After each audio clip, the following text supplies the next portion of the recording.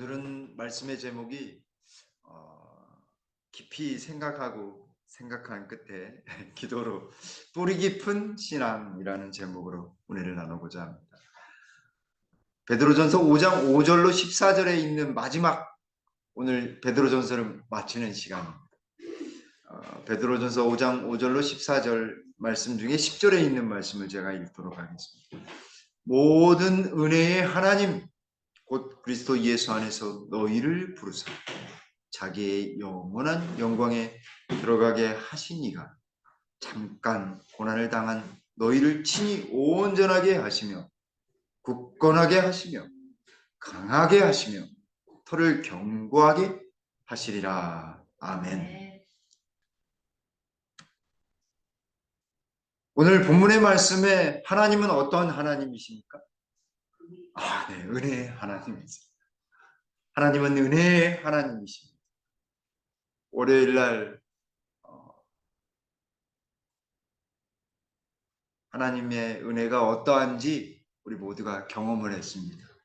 교회 식탁이 들어와야 되는데 걱정을 많이 하고 또 눈으로 세우신 집사님도 계시고 또 저도 기도를 많이 하고 어떻게 할지 하나님께서 인도해 주시기만을 간절히 기도하고 또 기도했습니다.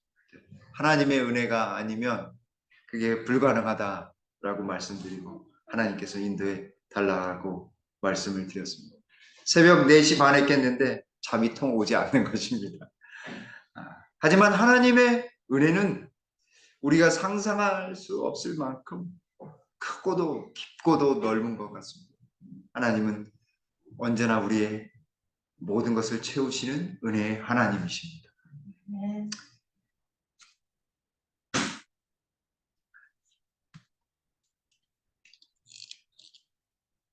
건물을 지으려면 뭐를 튼튼히 해야 되죠?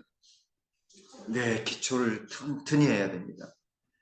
아파트 단지에 모래 지질 검사를 하고선 모래 땅이면 이렇게 기둥을 세워야 합니다. 왜냐하면 모래 땅에 그대로 아파트를 지으면 어떻게 될까요? 무너지는 것입니다. 그래서 기둥을 여러 개 박는 이유가 그 기초를 튼튼히 하기 위해서입니다. 그리고 이 튼튼한 기초는 건물의 수명을 연장시키고 또 견고하게 하고 안전하게 합니다. 그래서 15층 이상, 예전까지는 우리가 90년대 후반까지는 이 지진 대비를 하지 못했습니다. 아파트 단지에. 근데 이제 6층까지 올라가는 높이 올라가는 건물들은 다 내진 설계가 그 이후에는 설계가 되도록 했습니다. 더 깊이 기초를 세우고 잘 유연하게 움직일 수 있도록 보이지 않는 움직임이 있습니다. 15층 이상이 되잖아요. 보이지 않게 막 움직입니다. 특별히 63빌딩에 가보시거나 아니면 우리 롯데타워에 가보시면 왔다 갔다 큰 바람에 왔다 갔다 하는 것을 민감하신 분들은 느낄 수 있습니다. 기초가 튼튼할 때 그 건물의 내구성과 정말 건물이 잘 서 있을 수 있도록 안정성을 갖게 한다고 합니다. 미국의 이 엠파이어 스테이트 빌딩도 거대한 이 바위 집안에 딱 올려가지고 흔들리지 않고 그 높은 빌딩을 세웠다고 합니다. 거대한 암석 위에 세웠을 때 비바람, 폭풍, 지진도 끄떡없이 세울 수 있는 것입니다. 이곳은 페트라라고 하는 곳입니다. 요르단의 페트라라고 하는 곳인데 모든 산과 그 지역이 다 페트라 말 그대로 바위입니다. 그래서 이 왕조의 무덤을 이렇게 페트라라고 하는 곳에 세워서 그곳에 자기의 흔적을 남긴 것입니다. 그래서 변하지 않고 이 영화에도 자주 등장하는 곳인데 이 견고한 바위에 졌기 때문에 이렇게 남을 수 있었던 것입니다. 뿌리 깊은 나무가 바람에 안 입을새라고 하면 용비어천가에 앞부분에 대목이 있는데 정말 뿌리 깊은 나무는 심한 바람과 역경 속에서도 비바람이 몰아쳐도 흔들리지만 그 생명을 다하는 것입니다. 견고하게 그 자리를 지키는 것입니다. 나무가 움직이지 않는 것처럼 보이지만요. 이렇게 고속 카메라로 다 찍으면요. 바람에 나부끼거나 아니면 바람에 나부끼지 않아도 햇빛의 그 각도에 따라서 살짝 아주 조금씩 미세하게 움직인다는 사실을 알 수 있습니다. 일상의 단조로움 나무조차도 자기가 탄실하기 위해서 뿌리를 깊숙하게 조금씩 내리는 것입니다. 우리의 삶도 마찬가지 아닐까요? 신앙은 말 그대로 신앙생활입니다. 신앙 따로 생활 따로가 아니라 신앙생활이에요. 교회에 있으나 집에 있으나 어디에 있든지 신앙생활을 하고 있는 우리의 삶이어야 하는 것입니다. 교회 목사도 교회에만 있을 때 목사가 아니라 가정에서 그리고 다른 곳에서 저는 그래서 항상 목회자는 성도님들에게만 목사가 아니라 목회자에게도 목사여야 된다라고 저는 생각하고 있어요. 왜냐하면 목사들도 구원받아야 되고 서로에게 상처를 주거나 서로에게 아픔을 줘서는 안 되는 거죠.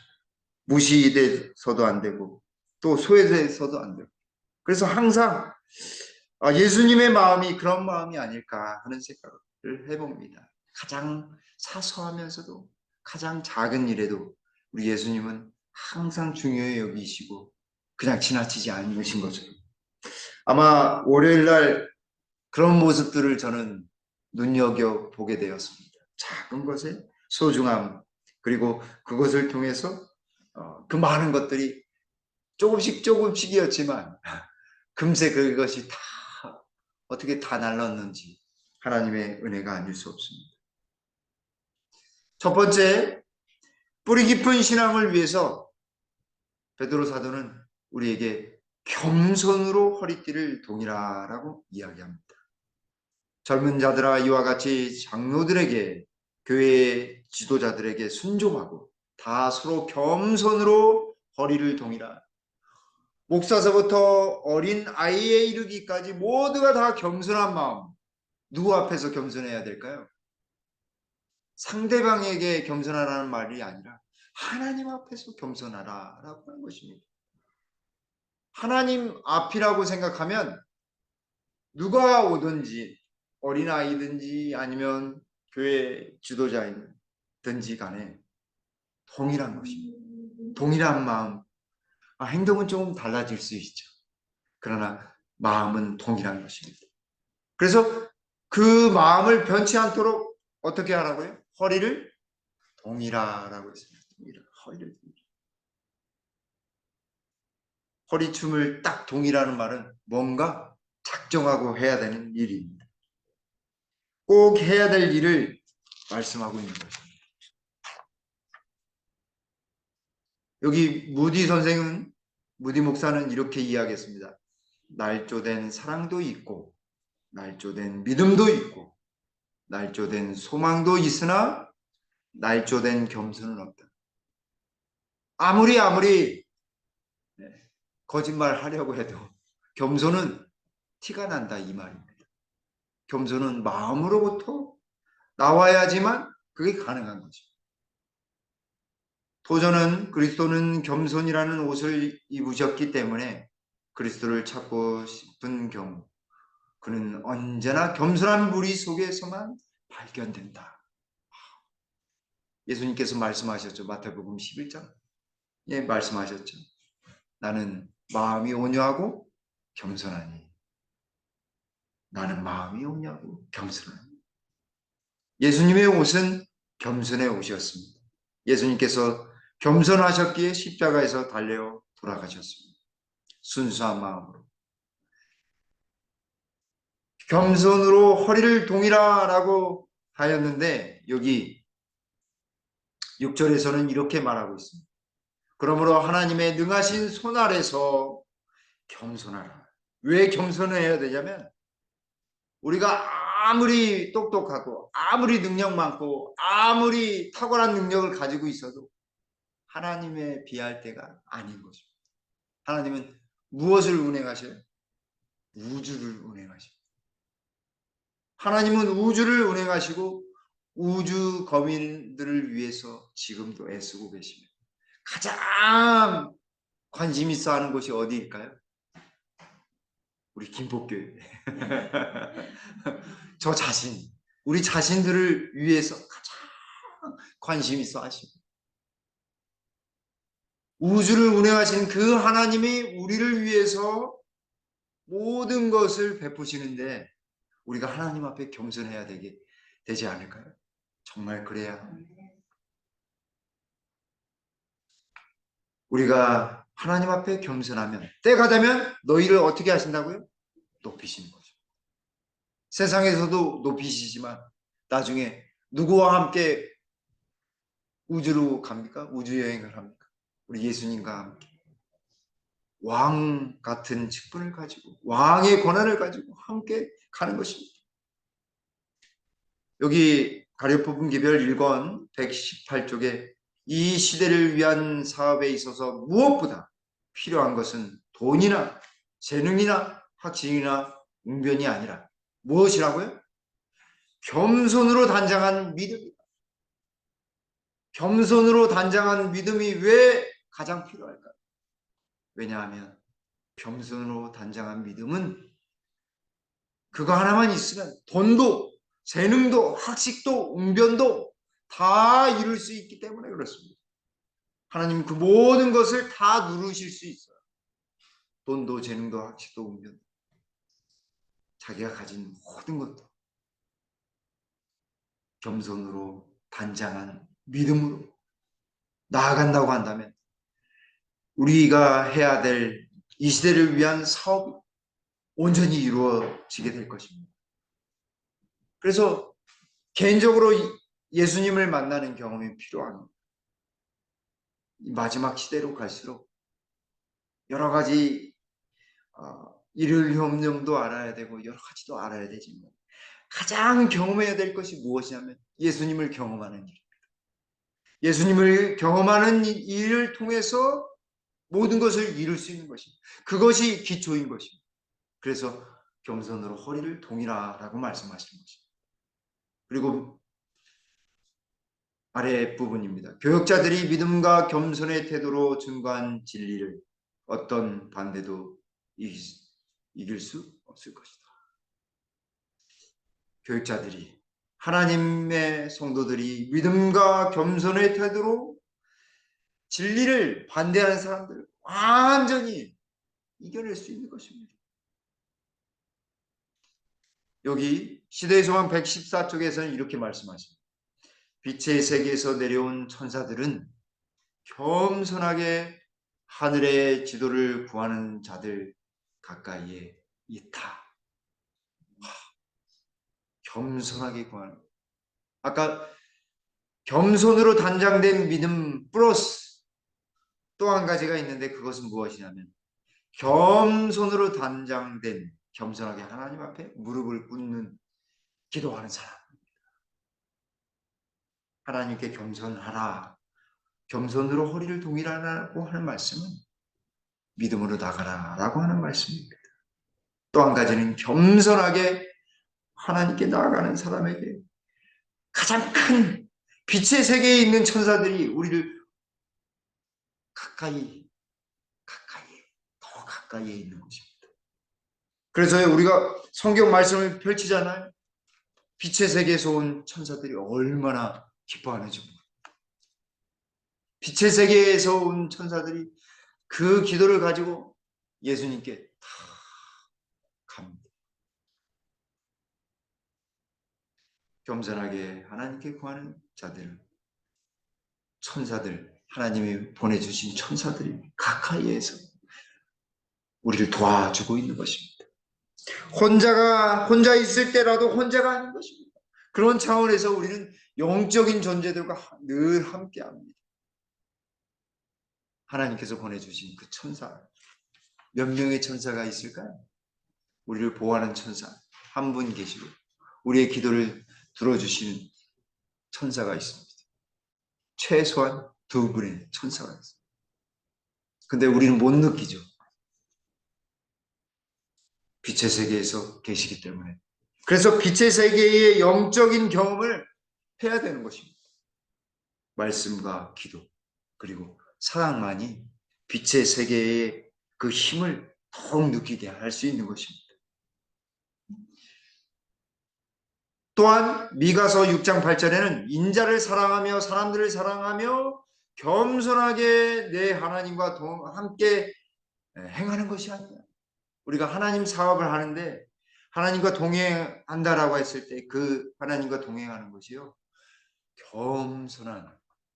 겸손하게라고 하는 수식어가 붙었다라고 하는 것입니다. 하나님과 동행하는 것은 겸손한 것입니다. 겸손할 수밖에 없어요. 왜냐하면 그 능력의 하나님, 진정한 힘의 하나님은 우리와 함께 하시기에 얼마나 든든하고 얼마나 우리 자신이 나약한지를 우리가 고백할 수밖에 없는 것입니다. 그런 사람들을 어떻게 하실까요? 이 제목을 바꾸지 않아서 죄송합니다. 겸손한 자, 이사야 57장 15절에 이는 겸손한 자의 영을 어떻게 하신다고요? 소생시키신다.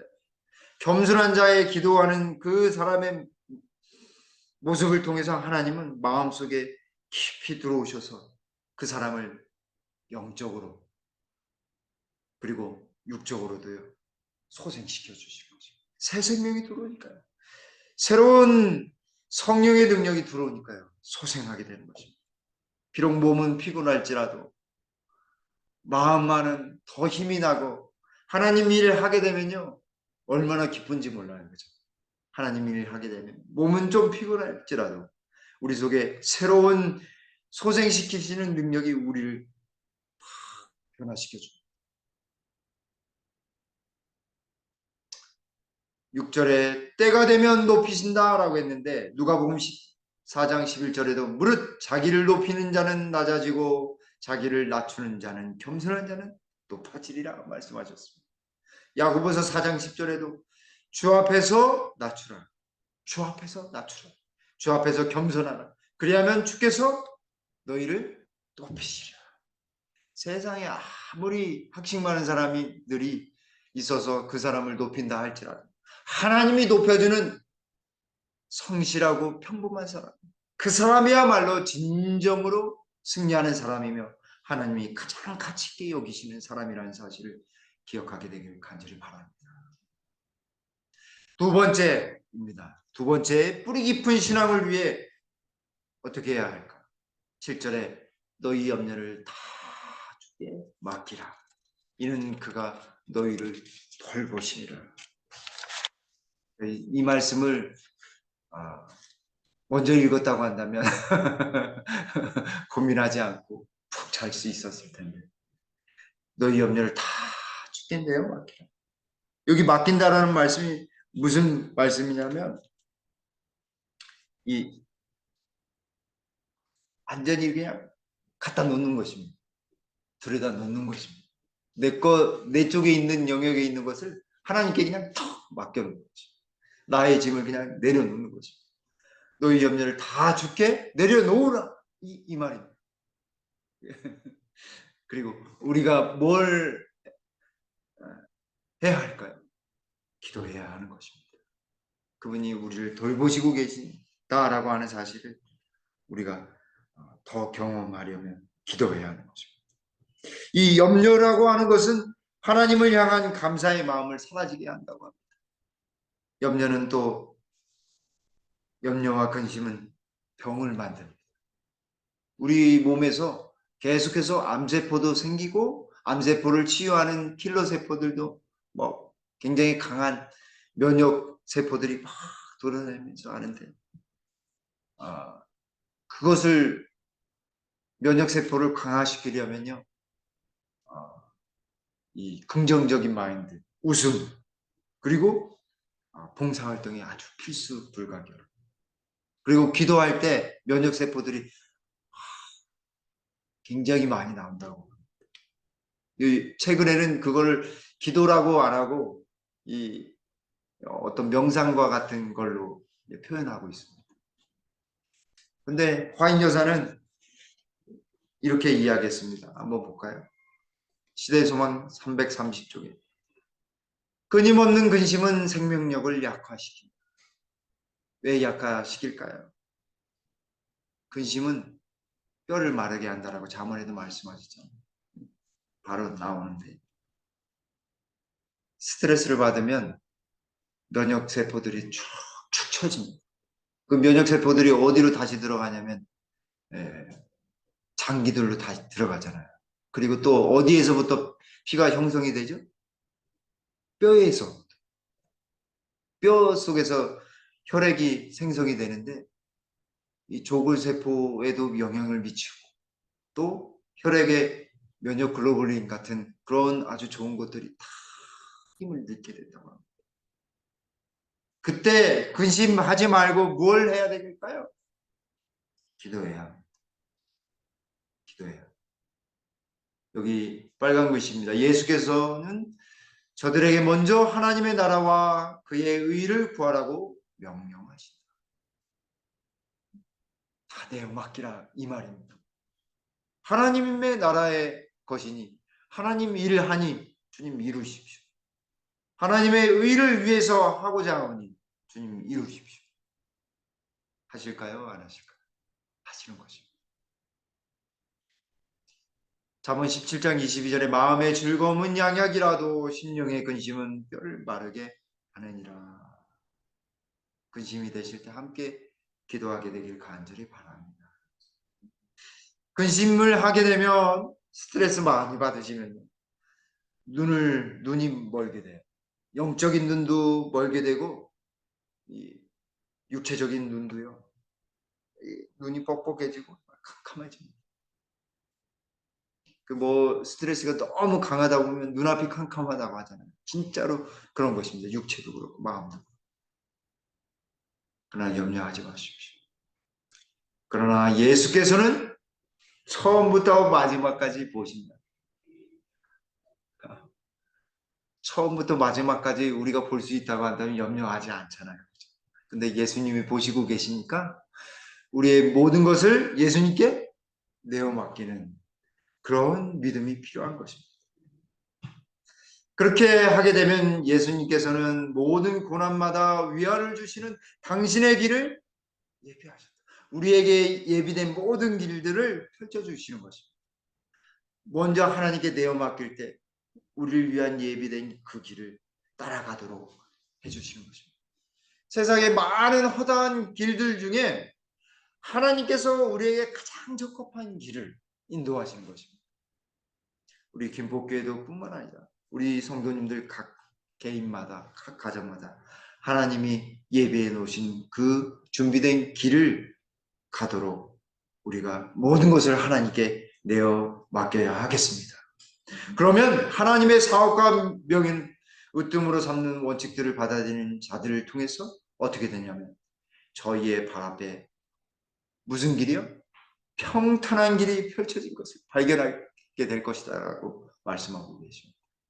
기도하는 자에게 평탄한 길, 형통의 길을 주시고자 하실 것입니다. 하나님 사업을 위해 그 사업이 으뜸으로 삼는 자들의 길은 고난이 아니라 고난을 다 없이 하시고 평탄한 길로 인도하신다라고 했습니다. 그러므로 시편에 있는 말씀을 한번 볼까요? 시편 55편 22절에 내 짐을 여호와께 맡기라. 그가 너를 붙드시고 의인의 요동함을 영원히 허락지 아니하시리로다. 빌립보서 4장 6절에 아무것도 염려하지 말고 오직 모든 일에 기도와 간구로 너희 구할 것을 감사함으로 하나님께 아뢰라. 우리 모두가 하나님께 감사함으로 기도하는 그러한 우리 모두가 되길 간절히 바랍니다. 우리가 가진 가장 무거운 짐은 곧 죄의 짐이다. 우리가 이 짐을 지도록 그대로 버려진 바 된다면 그것은 우리를 눌러 박살낼 것이다. 그러나 죄가 없으신 그분은 우리를 대신하셨다. 그러니까 예수님이 다 대신하셨는데 예수님 믿지 아니하고 의지하지 아니하면, 주님께 다 내어 맡기지 아니하면, 눌려서 여기 표현대로 한다고 한다면 완전히 막 여기 박살이라고 표현되는데 아마 깨어질 것이다, 완전히 부서질 것이다 라고 되어 있을 것 같습니다. 세 번째로 뿌리 깊은 신앙을 위해서 마지막으로 믿음에 굳게 서라고 우리에게 권면합니다. 근신하라, 깨어라, 너희 대적 마귀가 우는 사자와 같이 두루다니며 삼킬 자를 찾나니 너희는 믿음을 굳건하게 하여 그를 대적하라. 이는 세상에 있는 너희 형제들도 동일한 고난을 당하는 줄 알미라. 근신하라, 깨어라. 마귀가 얼마나 우리를 삼키려고 공격하려고 하냐면, 쓰러뜨리려고 하냐면 우는 사자와 같이 그냥 택수보다 콱 도치는 것입니다. 그래서 여기 이 말씀을 현대인의 성경에서는 이렇게 했습니다. 바짝 정신을 차리고 철저하게 경계하십시오. 여러분의 원수인 마귀가 울부짖는 사자처럼 삼킬 자를 찾아 돌아다니고 있습니다. 정말 정신 바짝 차리지 않으면 금방 넘어지고 금방 실수하고 금방 낭망하고 그렇습니다. 정신 차려요. 그 예수님께서 깨어 기도하라라고 말씀하셨습니다. 정신을 바짝 차리고 기도하라라고 하신 것입니다. 여기 야고보서는 이렇게 이야기합니다. 야고보서 4장 7절에 그런즉 너희는 하나님께 복종할지어다, 겸손할지어다라고 일맥상통하죠. 마귀를 대적하라, 그리하면 너희를 피하리라. 무서워서 하나님께만 피하는 것이 아니라요, 하나님을 등입어 가지고 어떻게 해야 돼요? 마귀를 대적해서 싸워야 돼요. 그래, 나를 넘어뜨렸지? 내가 이번에는 다시 일어나서 내가 더 기도하고 더 말씀 듣고. 지난번에도 그랬네. 또 기도가 끊기고 또 낭망하고 말씀 보지 않았어요. 그렇게 해서 포기해야 될까요? 아니면 그래, 또다시 일어나야 돼, 그래야 될까요? 저는 후자라고 믿습니다. 믿음을 더욱 굳세게 해야 합니다. 우리가 대적하려고 하면 할수록 우리는 능력이 배가가 됩니다. 9절에 너희 믿음을 굳건하게 하여 그를 대적하라. 우리로 대적하게 하는 것은 믿음뿐인 것입니다. 믿음으로 나아가는 것뿐입니다. 그렇게 나가면 어떻게 될까요? 우리 아까 읽었던 말씀 10절, 모든 은혜의 하나님 곧 그리스도 안에서 너희를 부르사 자기의 영원한 영광에 들어가게 하신 이 누구일까요? 하나님, 아버지 하나님이시죠. 그 하나님이 은혜의 길로 인도하신다, 이 말. 은혜의 하나님을 경험하게 되는 것입니다. 그리고 그 하나님이 잠깐 고난을 당한 우리를 친히 온전하게 하신다라고 했습니다. 온전하게. 여기 온전하다라고 하는 말은 무슨 말씀이냐면, 이 옷을 깁는 데 쓰는 용, 옷을 기워서 새로 만들어주는 것입니다. 구멍나고 떨어진 옷, 그리고 이 쓰러져 있는 것을 다시 세우는 것을 의미합니다. 하나님은 우리를 쓰러져 있지만, 비록 빵꾸 나 있더라도, 아니면 틀어져 있는 옷이라 할지라도 온전하게 하셔서 굳건하게 하시고, 또 무엇하게 하십니까? 강하게 하십니다. 강하게 하시며 털을 견고하게 하십니다. 하나님이 이루실 것입니다. 은혜의 하나님께서 우리를 온전하게 해주실 것입니다. 터지고 아프고 상처난 곳 꿰매주시고 덮어주시며 치유해 주실 것입니다. 그리고 굳건하게 자리매김하게 하실 것입니다. 강하게 만들어 주실 것입니다. 그리고 믿음의 터 위에 우리가 온전히 서는 경험을 하게 될 것입니다. 주보무감 1권 160쪽에 우리는 우리 구원자의 발자취를 따라 행하기 위하여 부지런히 투쟁하여야 할 것입니다. 기꺼이 고난을 감수하여야 한다. 만일 우리가 성령을 받기 위하여 투쟁하고 살며 믿을 것 같으면 하나님께서는 기꺼이 우리를 위하여 일하실 것이요 우리에게 당신의 성령을 값없이 주실 것이며 우리는 그분이 빛 가운데 거하시는 것처럼 빛 가운데 행할 수 있게 될 것이다. 사랑하는 성도 여러분, 우리가 성령을 받기 위해 더 많이 기도해야 하겠습니다. 그러면 하나님은 기꺼이 우리를 위해 일하실 것입니다. 우리를 통해 일하시고 성령을 부어주시고 빛의 가운데로 걸어가게 하시고 행하게 하실 것입니다. 비록 더딜지라도 분명히 우리를 빛 가운데로 행하게 하실 것입니다. 이제 12절 마지막 말씀입니다. 내가 신실한 형제로 아는 실로아노로 말미암아 너희에게 간단히 써서 권하노 이것이 하나님의 참된 은혜임을 증언하노니 너희는 이 은혜에 굳게 서라. 예수님 안에서 지금까지 모든 고면한 것들이 사실은 하나님의 은혜다라고 하는 것입니다. 사랑하는 성도 여러분, 우리가 신앙을 되돌아봤을 때 하나님의 은혜가 아닌 것이 없잖아요. 그죠? 우리가 누리고 우리가 가지고 있는 모든 것들이 하나님의 은혜가 아닐 수 없습니다. 그러므로 우리는 그분의 은혜를 감사하며 매일매일 그분의 은혜 안에서 굳건히 믿음으로 서야 하겠습니다. 하나님께서는 그리스도의 공로를 통하여 사단을 대적하고 넉넉히 이길 수 있는 충분한 은혜를 우리에게 주셨다. 대적하는 것이 성공의 길이다. 어떻게 대적을 해야 될까요? 에베소서에 나오는 말씀대로 전신갑주 하나님의 성령의 검이 무엇이에요?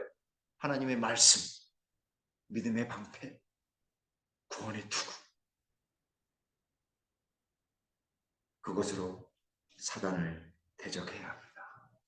날마다 순간마다 우리가 하나님의 하시라고 한 그 뜻대로 나간다면 우리는 분명히 승리의 믿음의 용사들이 다들 되게 될 것입니다. 그 길 따라가는 우리 모두가 되길 간절히 바랍니다. 어느 법정의 사건 소송에서 가장 중요한 증인으로 채택된 12살 난 소년이 있었습니다. 변호사가 철저하게 반대 신문을 펼쳤지만 그 소년은 결정적인 명백한 증언을 당당하게 이야기했기에 판사는 그 소년의 증인을 신빙성 있는 것으로 보았습니다. 엄숙한 음성으로 변호사는 다시 물었습니다. 너희 아버지가 어떻게 증언해야 한다고 가르쳐 주었지? 네, 소년이 대답했습니다. 변호사는 자신만만하게 그러면 너희 아버지가 너에게 어떻게 하라고 했지? 네, 변호사님 저를 곤란에 변호사님이 저를 곤란에 빠뜨리려고 이것저것 물어볼 수 있으니 네가 아는 사실만 언제나 똑같이 또박또박 말하거라 라고 아버지께서 말씀하셨어요. 소년의 이 명쾌한 대답으로 진실되이 재판이 마쳐지게 되었습니다. 언제나 한결같은 모습으로 우리가 매일매일 살아가는 것이 왜 중요하냐면 기초를 닦는 일이기 때문에 그렇습니다. 사랑하는 성도 여러분, 겸손으로 허리띠를 동이고 염려를 다 주께 맡기며 내 반석 되신 예수님께 깊은 신앙의 뿌리를 온전히 내리는 저와 여러분들 되시길 간절히 바라면서 말씀을 줄이겠습니다. 아버지 하나님, 우리의 신앙을 우리 예수님께 깊이 내려서 흔들리지 아니하고 세상 바라보지 아니하고 사람 보지 아니하고 하늘만 바라보며 우리 예수님만 바라보며 전진해 나갈 수 있도록 믿음과 용기를 더하여 주시옵소서. 주님께 염려된 것 다 내어 맡기고 우리 하나님과 동행하며 겸손히 나아가는 우리 김복희 모든 성도님들 될 수 있도록 축복해 주시옵기를 우리 구주 예수님의 이름으로 간절히 기도 올리옵나이다. 아멘.